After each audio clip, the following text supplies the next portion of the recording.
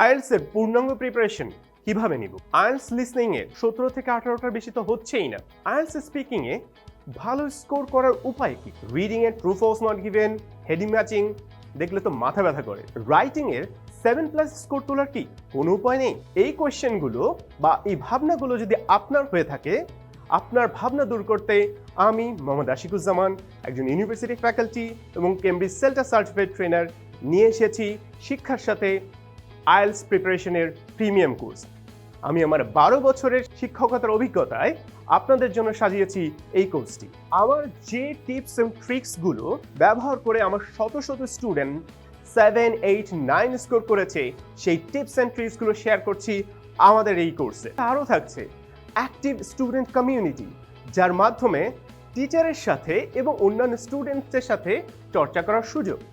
সাথে থাকছে 20টি mock test. 2021 থেকে 23 এই 3 বছরে মোট 12 লাখ অভিবাসী নিচ্ছে কানাডা।